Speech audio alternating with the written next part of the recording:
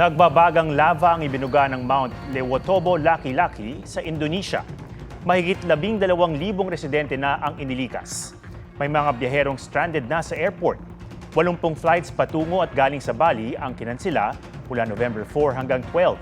Kabilang ang mga biyahe mula Singapore, Hong Kong at Australia. November 3 pa nagsimulang mag-alboroto ang bulkan. 9 na ang nasawi.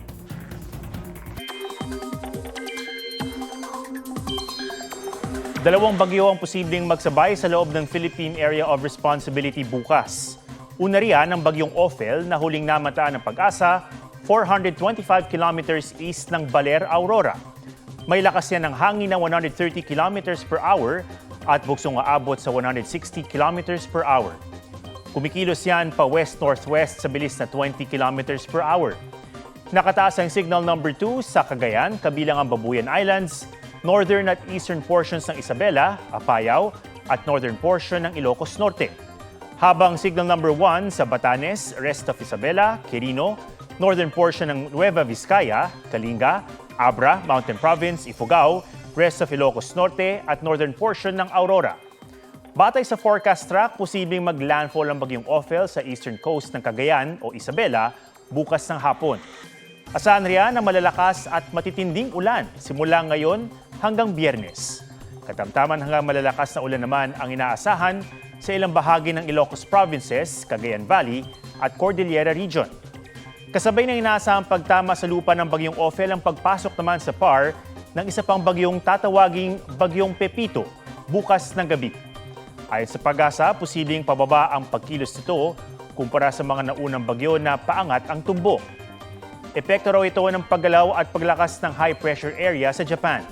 Sakaling matuloy, maaring tumama o dumikit ang bagyong Pepito sa Eastern Visayas o Southern Luzon sa weekend.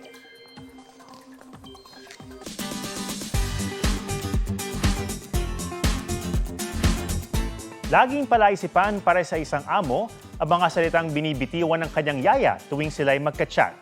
Tulad ng ispang at ididikit na may iba palang kahulugan. Kung ano yan, pusuan sa report ni Oscar Oida. Te, hindi na po maganda yung ispang. Ha? Ano yun? Yung yelo, te.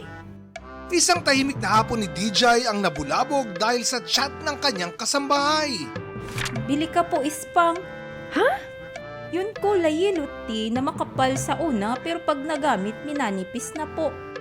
Ispang? Ang salitang ispang ay galing sa wikang ginagamit ng yaya ni DJ na ang ibig sabihin ay sponge. Geese. Like SpongeBob. You get it now? Gis-gis ka dyan. Ako nga nahirapan umintindi. Gets na, te. With permission from yaya, ang pag-share sa social media ng convo na agad nag-viral. Marami pa silang convo na tila charades. Aminado naman si Yaya na di gaanong maalam sa spelling, pero unti-unti nang natututo. Gagawa tula tapos ididikit. Ipiprint muna? Kami na lang magprint. Di po ipiprint, ididikit lang. Saan ididikit? Sa'yo po. Tula para sa nanay, ididikit po sa'yo, te. Ate is saying, I will make a poem for my mother and I will dedicate to you. Geese. Ah, dedicate. Dahil sa Yaya serye na ito, marami ng fans na napasaya si Yaya. Oscar Oida, nagbabalita para sa GMA Integrated News.